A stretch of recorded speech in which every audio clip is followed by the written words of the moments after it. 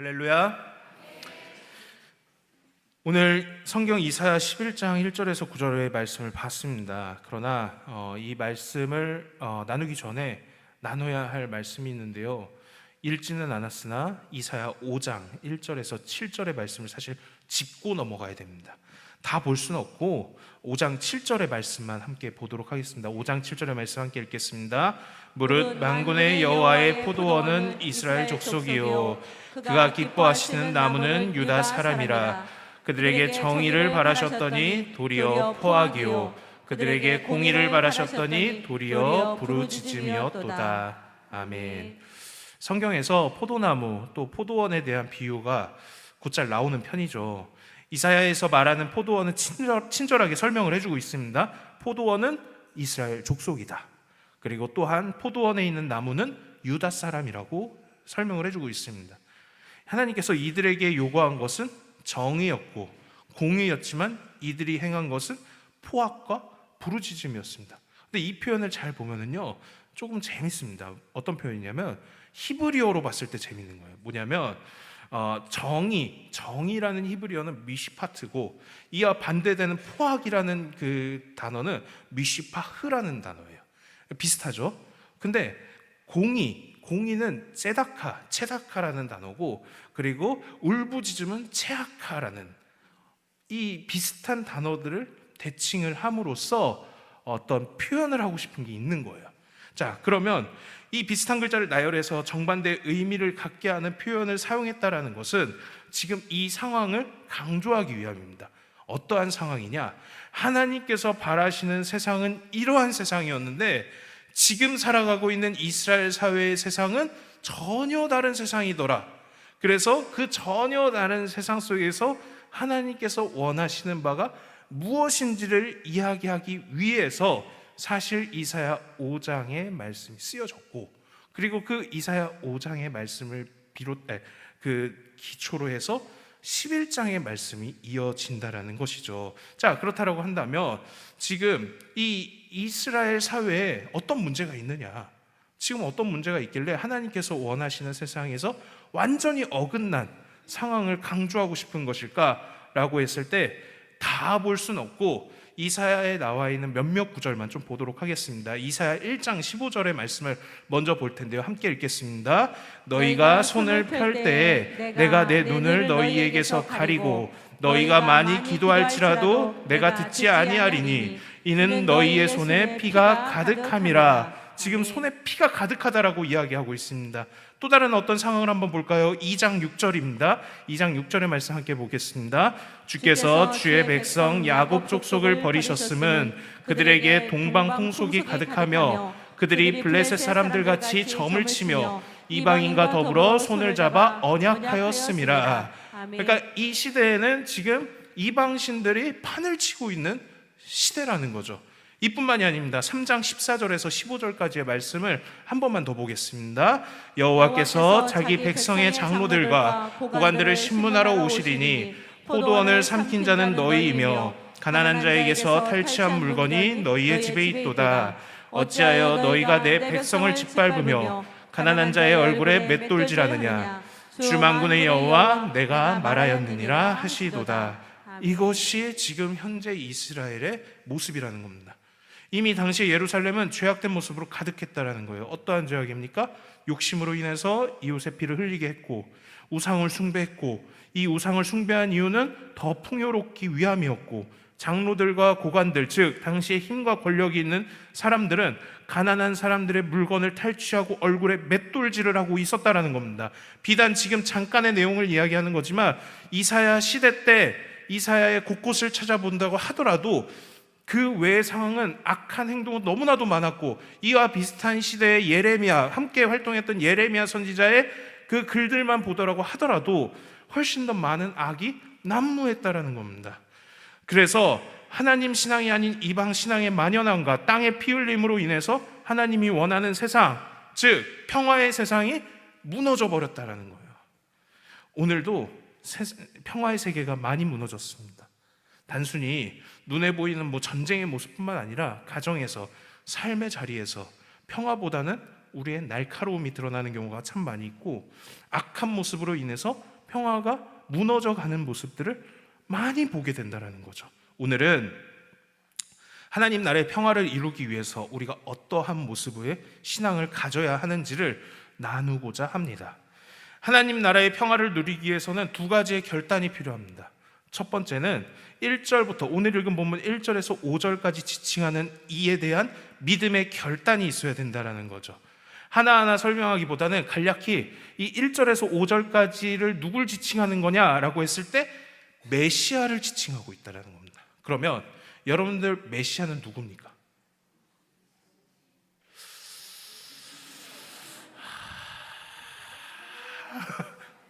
자, 여러분들 그 나의 구원자 되시는 이가 누굽니까? 예, 제가 메시아라는 말을 너무 어렵게 써서 구원자 예수 그리스도죠. 자, 예수님이 우리의 구원자가 되어서 평화의 땅을 만드실 것이라는 믿음의 기초가 있고, 그것을 믿는 우리의 믿음의 결단이 먼저 있어야 한다는 겁니다. 믿는 사람들의 평화는 단순히 내 상황과 삶의 상황 가운데 걱정, 근심이 사라진 상태만을 말하는 게 아닙니다. 여러분들, 우리는 쉽게 착각하는 게 내 삶에 평안이 찾아왔어요 라고 한다면은 내가 가지고 있는 문제가 아무것도 없이, 그래서 아무 문제가 없어서 그냥 마음이 편한 상태, 이거를 평안으로 생각하는데 아니라는 겁니다. 우리가 그리스도인에게 있어서 참된 평안은 우리가 하나님을 만나고 그 은혜를 깊이 누릴 때, 우리는 어떠한 시련과 어려움이 찾아온다라고 할지라도 마음의 상태가 기쁜 상태, 감사의 상태가 있을 때 참된 평안이라는 거예요.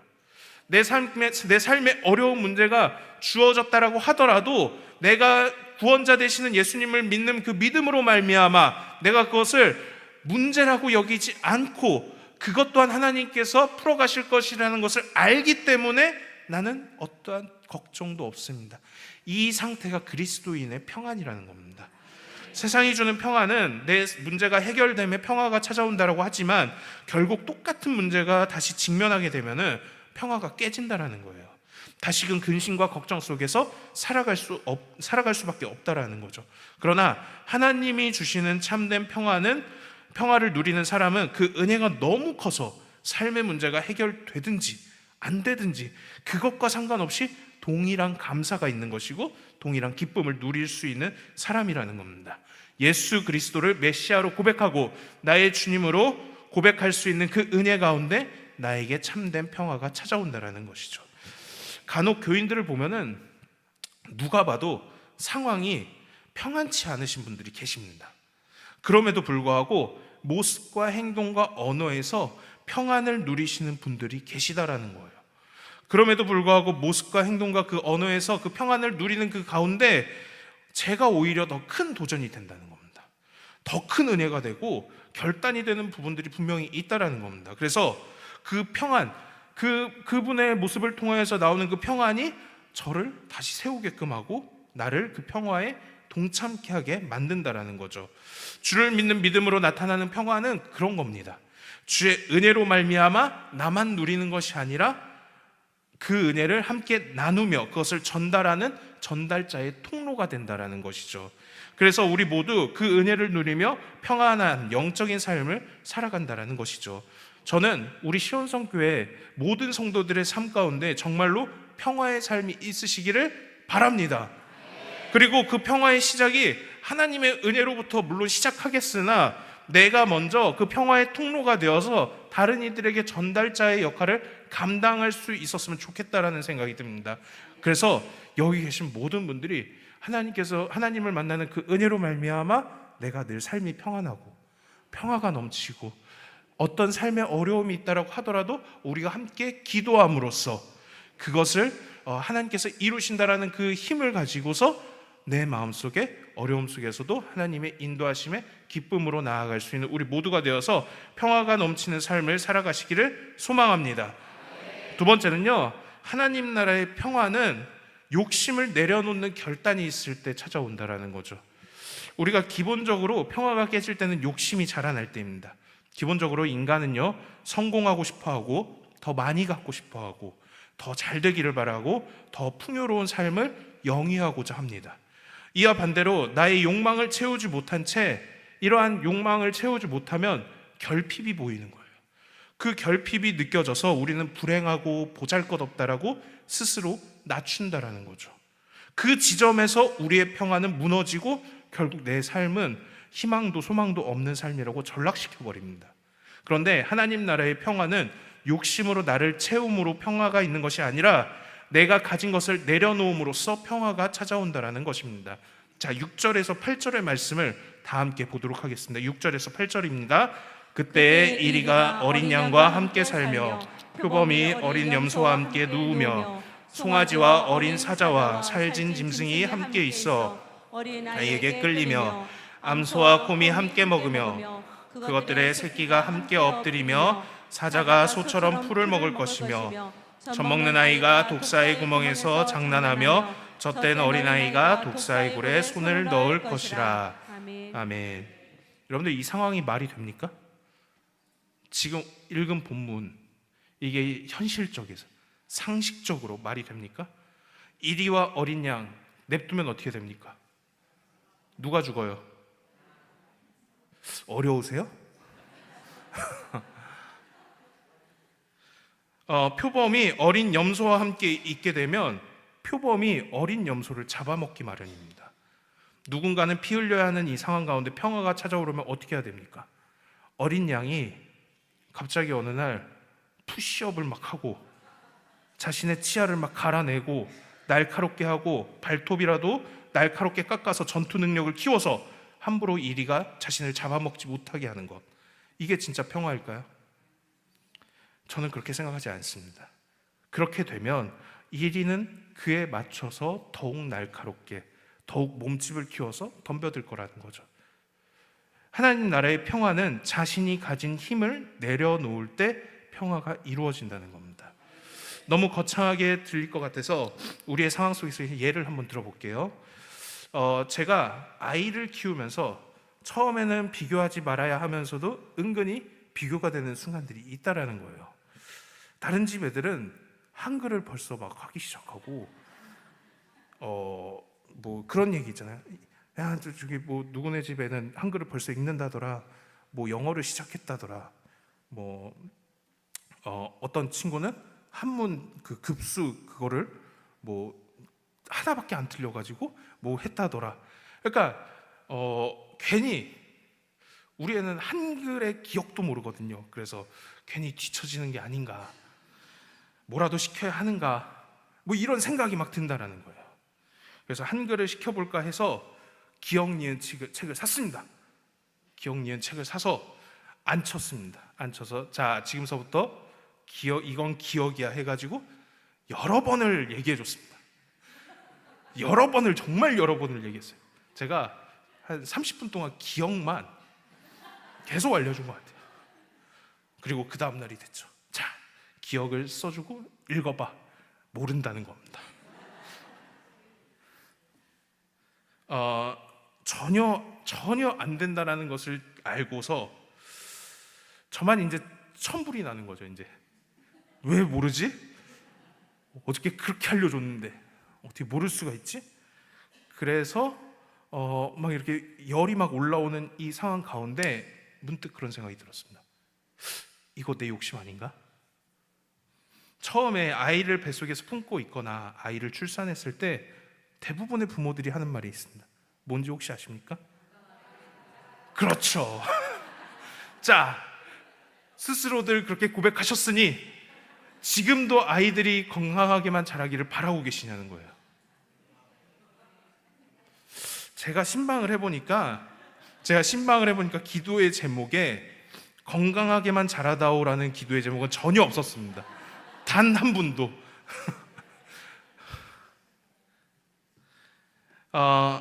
시간이 지날수록 이것도 잘했으면 좋겠고 저것도 잘했으면 좋겠다라는 마음이 생기고 따라주지 않으면 마음 쓰는 자기 자신도 자녀도 괴로운 상황에 빠지게 된다는 거죠. 단순한 예를 드는 거지만 이와 비슷하게 우리는 세상 속에서 나의 결핍을 채우기 위해서 욕심을 부리게 되고요. 그 욕심으로 말미암아 괴로운 상황, 즉 평화가 깨지는 상황을 마주하게 된다는 겁니다. 이거는 부부의 관계에서도 그렇고 이웃과의 관계에서도 그렇고 교회 공동체 안에서도 똑같습니다. 오늘 읽은 본문에서도 이리와 어린 양을 대칭하고 표범과 어린 양, 송아지와 사자, 암소와 곰, 아이와 독사를 대칭할 때 힘 있는 자와 힘 없는 자의 모습으로 그려지기도 합니다. 그러나 제가 말씀드리고자 하는 바는 단순히 힘의 논리가 아닌 맹수들이 자신이 먹고자 하는 욕망이 사라지는 상태의 세상, 약자가 욕심을 부려 힘을 키워도 되지 않는 세상, 그래서 함께 살아갈 수 있는 평화의 세상은 욕심을 내려놓을 때 이루어진다는 겁니다. 그런데 이 욕심은 누구에게 초점이 맞춰져 있냐? 그 시선이 나에게 맞춰져 있다는 거예요. 그래서 내가 부당하게 느끼고 내가 결핍을 느끼는 그 순간 결국 나에게 맞춰져 있다는 겁니다. 우리의 욕심, 나를 채우려는 마음, 나를 세우려는 모습에서 평화가 무너지는 그 시작점이 된다는 겁니다. 그러나 하나님 나라는 나를 채우고 나를 높이는 곳이 아니라 우리를 통해 하나님의 통치하심을 바라보는 데 있다는 겁니다. 하나님이 만드신 첫 세계 한번 그려보면요, 하나님께서 해도 달도 별도 바다도 심지어 사람을 만들고 하신 말씀이 하나님이 보시기에 좋았더라 였습니다. 그런데 단순히 좋았더라 였습니다. 그런데 창세기 1장 31절을 보면은 하나님이 지으신 그 모든 것을 보시기에 심히 좋았더라 라고 말하고 있습니다. 어떤 한 개체를 만들어서 심히 좋았다는 것이 아니라 완전히 첫 창조 세계를 보시니 너무 좋았다는 겁니다. 왜? 창조물 어느 것 하나 해함 없이 상함 없이 서로 도와가면서 살아가는 그 모습, 어찌 보면 아담이 혼자 있는 것이 보기 좋지 않으셔서 하와를 만드시고 뭐라고 말씀하시냐면 돕는 배필을 만드신 것도 함께 인간들끼리 도우며 살아가라고 말씀하는 것과도 같죠.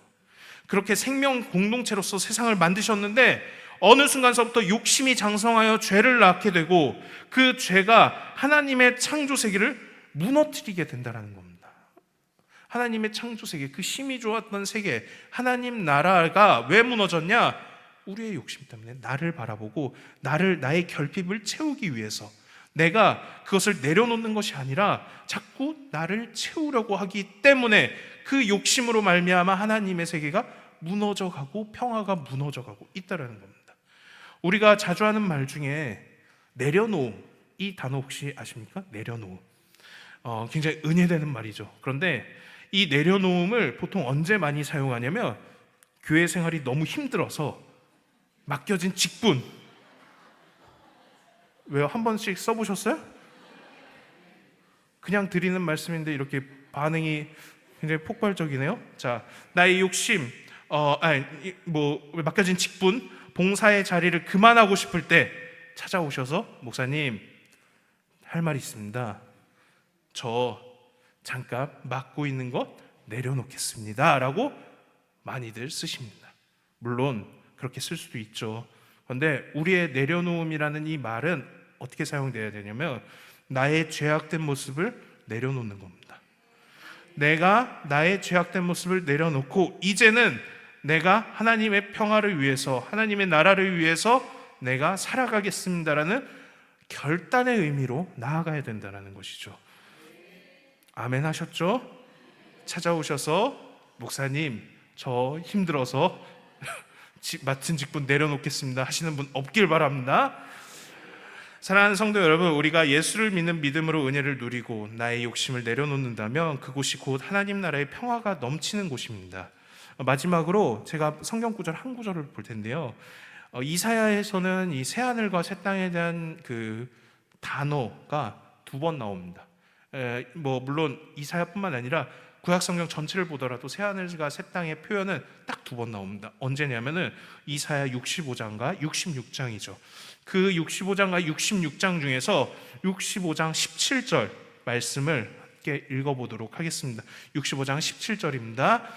보라, 내가 새 하늘과 새 땅을 창조하나니 이전 것은 기억되거나 마음에 생각나지 아니할 것이라. 이전 것, 즉 욕심이 가득한 세상이 아닌 새로운 세상을 창조할진대 그것이 바로 언제냐? 65장 25절입니다. 65장 25절 다시 한번 띄워주시고 함께 읽어보도록 하겠습니다.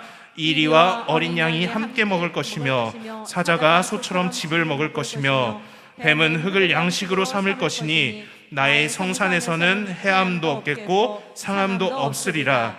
여호와께서 말씀하시니라. 아멘. 오늘 읽은 본문을 다시 끌어들여 와서 새하늘과 새 땅의 개념을 다시 정리하고 있고, 그곳은 해함도 상함도 없는 세상이라는 겁니다. 즉 하나님 나라를 이야기하고 있다는 거예요. 하나님 나라는 해함과 상함도 없는 곳인데, 그 해함과 상함이 없으려면 이리와 어린 양이 함께 뛰놀아야 되는데, 그 이리와 어린 양이 함께 뛰어놀기 위해서는 내가 가진 욕심을 채우는 것이 아니라 욕심을 내려놓는 것.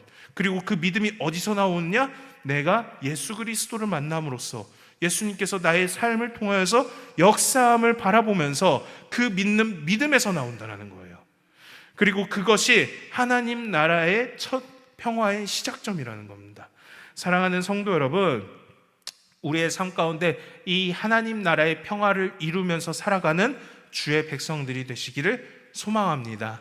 하나님 나라의 평화를 꿈꾸기 위해서 나의 결핍을 채우려고 하는 것이 아니라, 그래서 나의 결핍이 너무나도 도드라져서 내 욕심을 자꾸 부려서 자꾸 나를 더 많은 것을 가지기 위해서 그거 얻으려고 하는 것이 아니라, 그래서 나를 높이려는 것이 아니라, 나를 세우려는 것이 아니라 나를 낮추고 내가 가진 것들을 덜어냄으로써 온전히 하나님의 평화를 이루는 교회 공동체가 되어야 되겠고, 이 교회 공동체의 첫 시작점은 뭡니까? 예수 그리스도입니다. 예수 그리스도를 믿는 그 믿음으로 시작될 때에 바로 하나님 나라의 평화의 첫 시작이라는 것입니다. 이것을 기억하시고 한 주간을 살아가시면서 그 평화를 각자의 삶의 자리에서 이루시고 하나님 나라를 이루시고 새하늘과 새 땅을 만들어가는 주의 백성들 되시기를 간절히 소망합니다. 기도하겠습니다. 사랑의 하나님, 오늘 주신 말씀 기억하면서 주님의 평화를 누리며 살기를 소원합니다. 하나님을 나의 주인으로 삼고 하나님과의 관계가 회복됨으로 주님 주시는 은혜를 누림으로 우리의 마음의 영적인 평화를 허락하여 주시옵소서. 우리의 삶을 주장하사 나의 욕심된 죄악된 모습을 제하여 주시고 내가 아닌 우리로 살아내므로 하나님의 평화를 누리며 살게 하여 주시옵소서. 그리하여 하나님 나라 새하늘과 새 땅을 만들어가는 주의 백성들 되게 하여 주옵소서. 감사드리며 우리 주님 예수님의 이름으로 기도하옵나이다. 아멘.